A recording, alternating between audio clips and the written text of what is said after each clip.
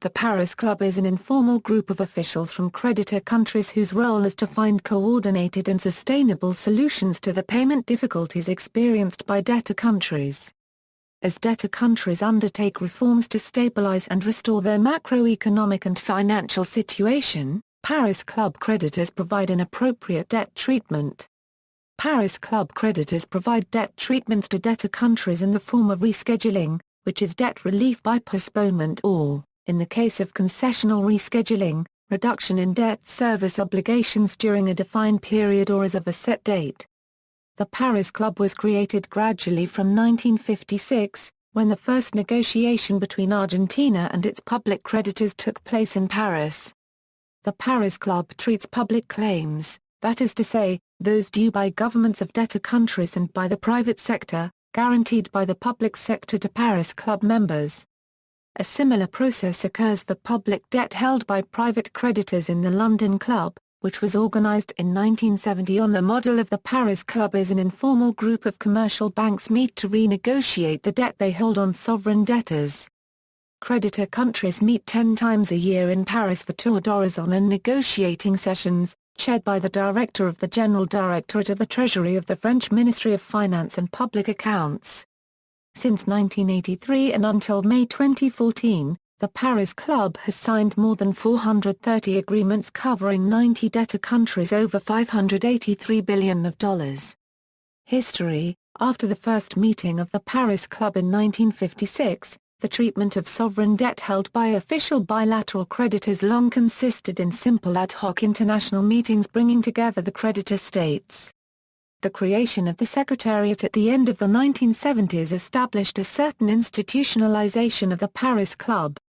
The creation of methodological sessions, and meetings called tour d'horizon, separate from negotiations themselves in the early 1980s continued the formalization of procedures of the Paris Club, as part of the deepening of North-South dialogue. Russia is a permanent member since September 17, 1997. The State of Israel is a permanent member since June 24, 2014. Organization The Secretariat The Secretariat was established to prepare more effectively negotiating sessions. The Secretariat is composed of a dozen people from the Treasury of the French Ministry of Finance and Public Accounts. The Secretariat's role is primarily to safeguard the common interests of creditor countries participating in the club, and to facilitate the reaching of a consensus between them at each level of the discussions.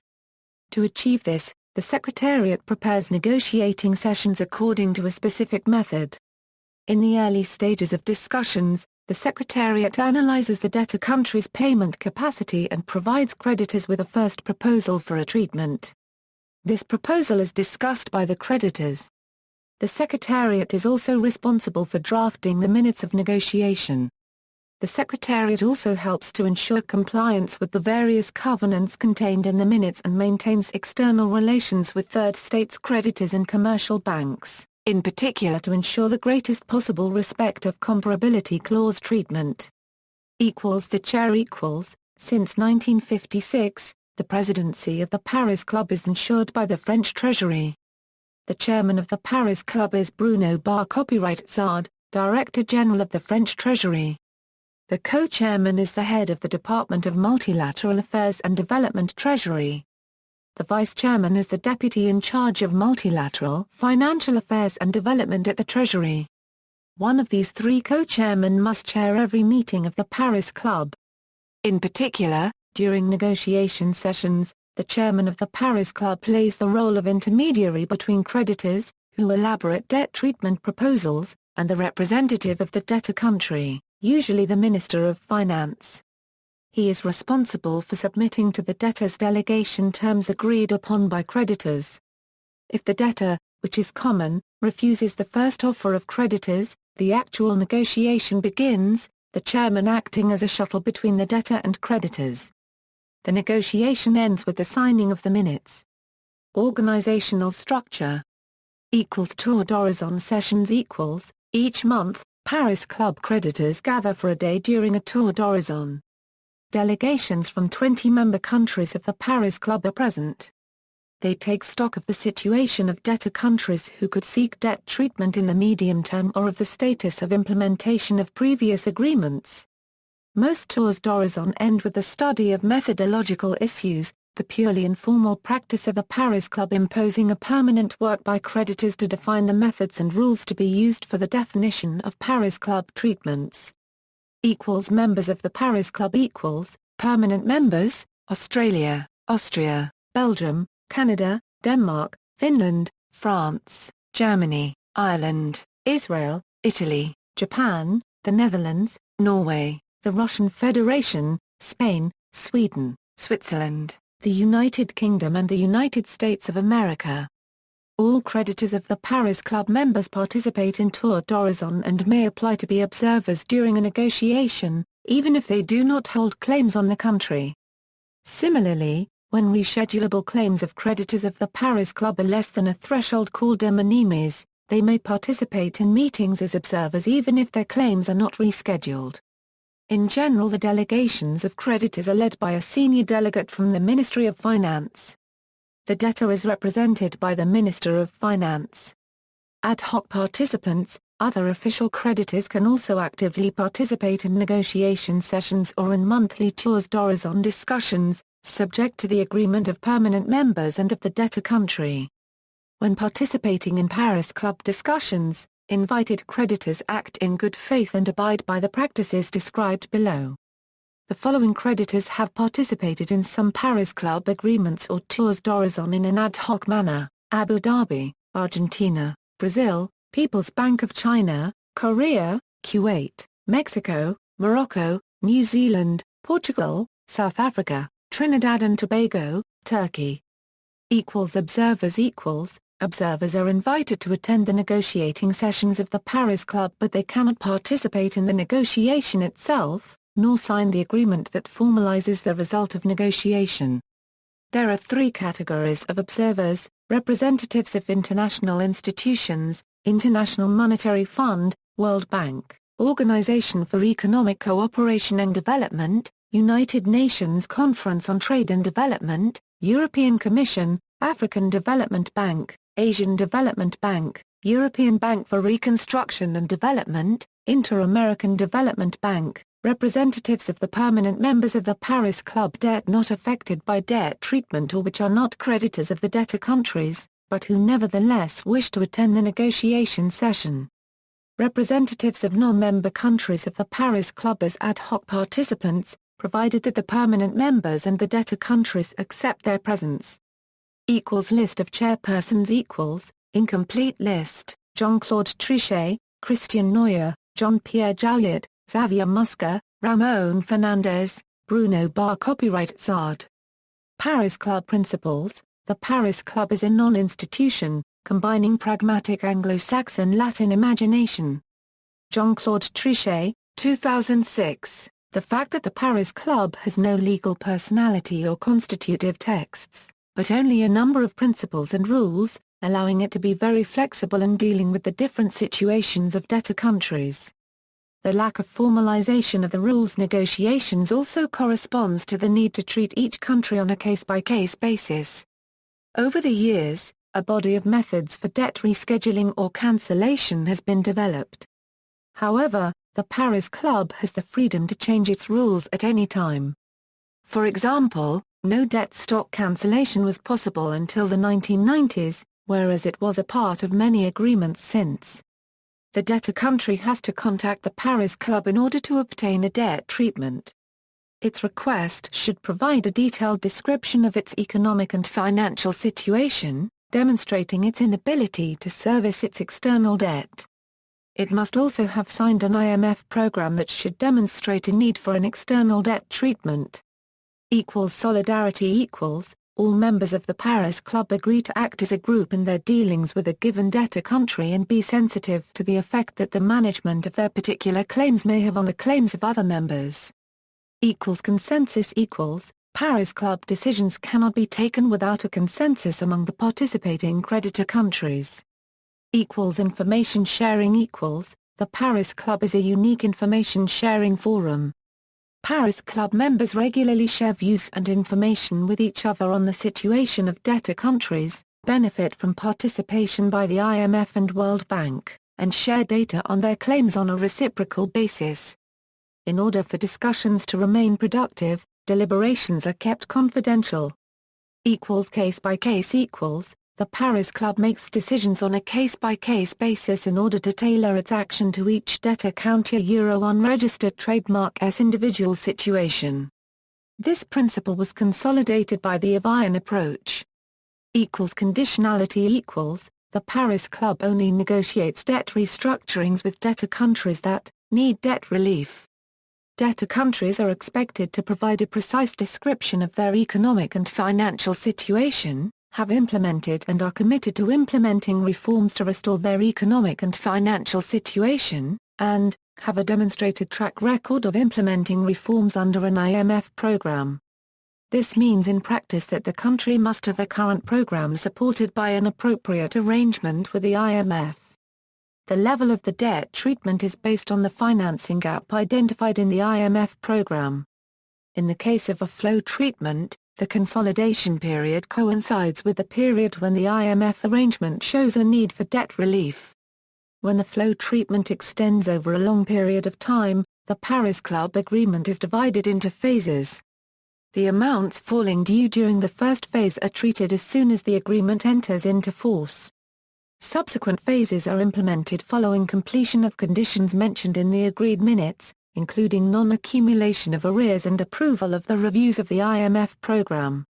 Comparability of treatment equals, a debtor country that signs an agreement with its Paris Club creditors should not accept from its non-Paris Club commercial and bilateral creditors terms of treatment of its debt less favorable to the debtor than those agreed with the Paris Club. Negotiations typically take place in a conference room in Paris and are chaired by the French Treasury, although another country can host and chair the negotiation. The chairman begins the session after few welcoming words and the official meeting begins with a statement by the Ministry of the debtor country, who basically orally presents the written requested debt treatment. This statement is followed by statements from the representatives of the IMF, the World Bank, and the Regional Development Bank. This process constitutes the first part of the meeting. A second round gathers creditor countries, and the IMF and World Bank representatives as observers, without the debtor being present. Creditors come up with an agreed-upon proposal that is presented to the debtor country by the chairman. The delegation of the debtor country can make amendments or agree to the terms. This cycle of proposition and counter-offer, mediated by the chair, can take a while. It is usually possible to reach an agreement by lunchtime of the next day. As soon as an agreement is reached, the secretary prepares a document called the agreed minutes and contains the terms of the negotiation. Rescheduling terms. Rescheduling agreements with the Paris Club are rarely a restructuring or rescheduling of an entire stock of outstanding debt on a specific date, but rather a rescheduling of payments of principal and interest due during the period of time called a consolidation. Thus official creditors do not usually reschedule the stock but the flow of debt. The reason behind this wisdom is that the stock of debt may include some foreign aid credits with payments due in the distant future. On top of past obligations, debtors face new layers of future payments at the end of the consolidation period. Creditors have a strong preference for limiting the consolidation period to 1 year coinciding with the debtor country unregistered trademark IMF standby arrangement, whereas debtors prefer a multi-year consolidation period of 2 to 5 years. Over the years, longer repayment periods have been considered by the club. Before, repayment terms did not exceed 10 years including a grace period. However, the terms now go up to 40 years for official development aid loans. The number and percentage of debt cancellation has also been on the increase and can reach up to 90% for some heavily indebted poor countries. Below is a graph that provides a synopsis of the Paris Club unregistered trademark's claim for the last few years. The cut-off date. When a country gets debt treatment from the Paris Club for the first time, a cut-off date is set and is not modified in subsequent treatment in the Paris Club. Credits granted after this date will not be subject to the debt treatments, to protect the loans granted by Paris Club creditors after an agreement and thus restore access to the debtor country new financing. Thus, when the export credit agencies are assured that the loans granted after that date are excluded renegotiations, they can regain their financial transactions with debtors with a smaller risk of subsequent restructuring of these new credits. The restructuring applies to commitments signed before the cut-off date even if their implementation occurs after that date. Policies for heavily indebted poor countries. The great difficulties of some developing countries to break the cycle of debt-led creditor countries of the Paris Club to adopt more ambitious policies. In October 1988, creditors decided to implement a new treatment for the debt of the poorest countries. This new treatment, called Toronto Terms, implements for the first time a reduction of the stock of debt of poor countries. The level of reduction was defined as 33.33%. 20 countries benefited from Toronto Terms between 1988 and 1991. In December 1991, creditors decided to increase the level of cancellation of 33.33% as defined in Toronto, to 50% under the London Terms. These agreements benefited to 23 countries. Going even further, in December 1994, creditors decided to implement a new treatment called Naples Terms, which can be implemented on a case-by-case basis. Thus, for the poorest and most indebted countries, the level of cancellation of eligible credit is increased to 50% or even 67%. In addition, stock of treatments can be applied in each case for countries that have complied satisfactorily previous commitments. Up to 2008, 35 of 39 countries have reached the completion point of the heavily indebted poor countries HIPCs.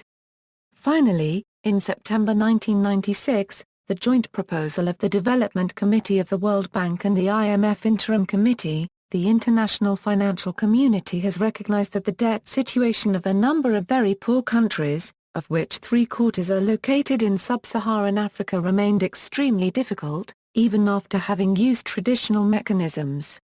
A group of 39 countries were identified as being potentially eligible for the heavily indebted poor countries HIPCs. Since the start of the HIPC initiative, debt relief granted to the 36 post-decision point countries at end 2011 amounts to almost 35% of these countries are Euro unregistered trademark 2010 GDP, around $128 billion in nominal terms. The total debt relief effort provided under the HIPC initiative is shared by multilateral creditors, the Paris Club, non-Paris Club bilateral creditors and private creditors. Hence, the HIPC initiative represents a genuine and significant financial effort from Paris Club member countries, especially considering that they indirectly contribute to debt relief granted by multilateral creditors, as they are major shareholders of these international financial institutions. According to the IMF and the World Bank, debt relief granted since the beginning of the HIPC initiative reduced beneficiary countries' Euro unregistered trademark debt burden by about 90% relative to pre-decision point levels. Debt relief has also allowed beneficiary countries to reduce their debt servicing to increase social spending. According to the IMF and the World Bank, for the 36 post-decision point countries, poverty-reducing spending increased by more than 3 percentage points of GDP, on average, between 2001 and 2010, while debt service payments declined by a similar amount.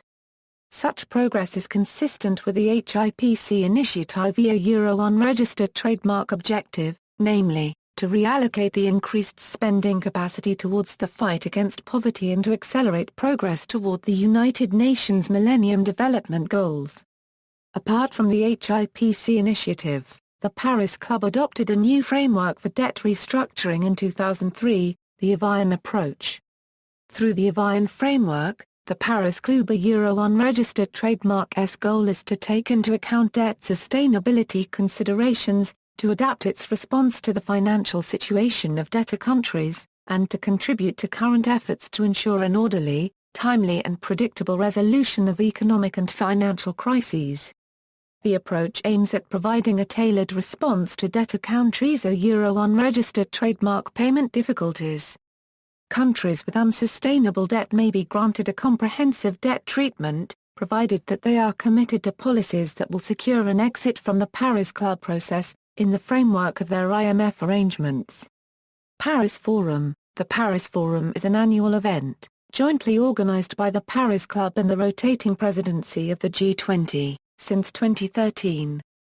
The conference gathers representatives from creditor and debtor countries, and is a forum for frank and open debate on the global evolutions in terms of sovereign financing and on the prevention and resolution of sovereign debt crises. As international financial markets and capital flows are increasingly integrated, non-Paris Club official bilateral creditors are representing a larger share in the financing of developing and emerging countries. The objective of the forum, in this context, is to foster close and regular dialogue between stakeholders, in order to create an international financial environment favorable to sustainable growth in developing countries. In particular, the Paris Forum aims at enhancing the involvement of emerging countries, be they creditors or debtors, in international debates on sovereign financing, in order to make discussions as open and frank as possible. The Paris Forum annually gathers more than 30 representatives from sovereign creditors and debtors, of which the members of the G20, the members of the Paris Club, and countries from the different regions of the world. The following countries participated in the first editions of the Paris Forum. Paris Club members: Australia, Austria, Belgium, Canada, Denmark, Finland, France, Germany, Ireland, Israel, Italy, Japan, the Netherlands, Norway, the Russian Federation, Spain, Sweden, Switzerland, the United Kingdom and the United States of America. G20 members: ad hoc participants of the Paris Club, Brazil, Korea, FIOPLI Euro unregistered trademark S Republic of China. G20 members: non-members of the Paris Club, Argentina, India, Indonesia, Mexico, South Africa, Saudi Arabia, Turkey. Other countries: Czech Republic, Mozambique, Poland, Qatar, Senegal, Seychelles, Tanzania. International institutions: G24 Secretariat, Bank for International Settlements, European Commission, also participated in the conference. The first edition of the Paris Forum was held on October 29, 2013 in Paris, and was jointly organized by the Paris Club and the Russian presidency of the G20. The closing remarks were made by Ms. Christine Lagarde, Managing Director of the IMF.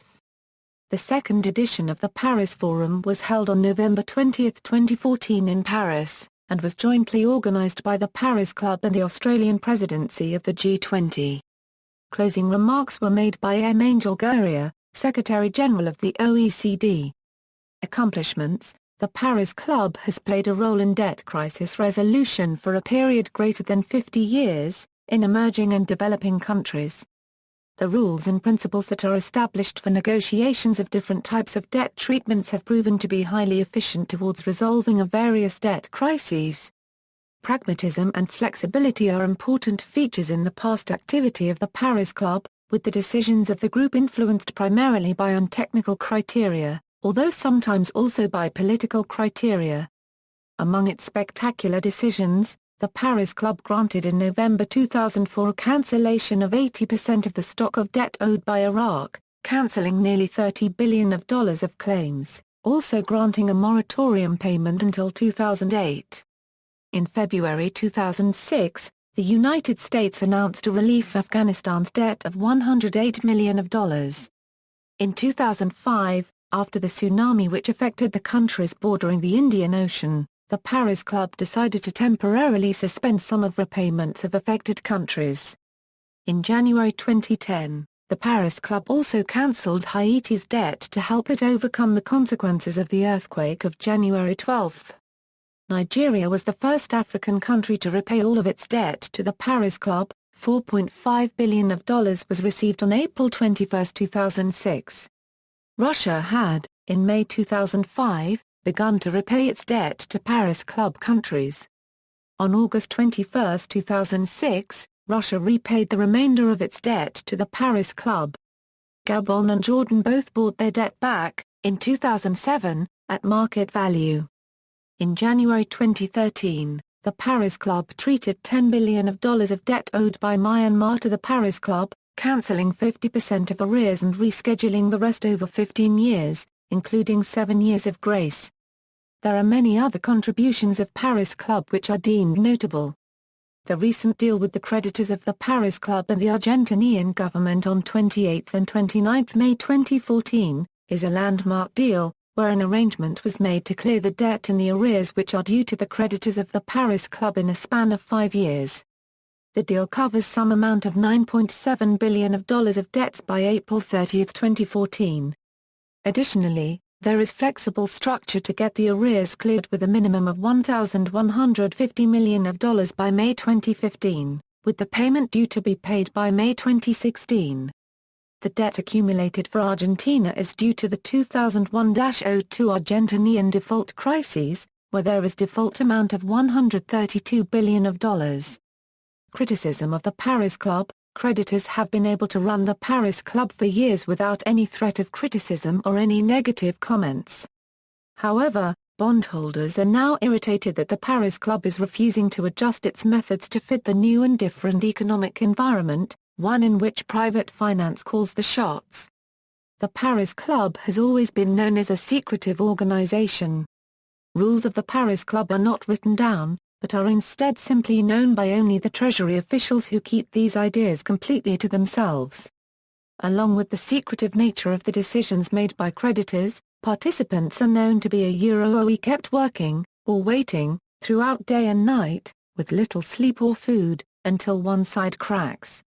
The creditors sit in a windowless conference hall while the debtors are crammed into a tiny meeting room downstairs. These working conditions are accompanied by unfair treatment to the representatives of the debtor countries. Attackers sent former participants. Former UK Treasury official who attended Paris Club meetings is quoted in saying, "It always struck me that there must be a better way of doing it. When it gets to 3 a.m., your mind is fuzzy and you just want to sleep. Can you really be producing the best results? This approach seems hopelessly out of date." Another said, "Paris Club meetings are surreal. Unregistered trademark like being in a production of The Wizard of Oz. You lose all track of time." sent hedge fund managers, sent senior bankers, senior debt negotiator and vice chairman of Citigroup Bill Rhodes had this to say, there needs to be more transparency in the Paris Club, more flexibility and more dialogue with the private sector." When Paris Club creditors and officials were asked who could be involved in the Paris Club, their reply was, the Paris Club invites all creditors of good faith. This begs the question, who decides who is a good faith creditor? Disagreements and criticism of the Paris Club have come from more than one avenue and have increased drastically compared to early Paris Club history. Recent effort by the Paris Club to improve transparency. In 2006, a significant number of non-governmental organizations have requested the change of rules of the Paris Club, especially for transparency. The Paris Club has since created a new website in 2009, which reiterates the terms of all treatments given to 90 debtor countries.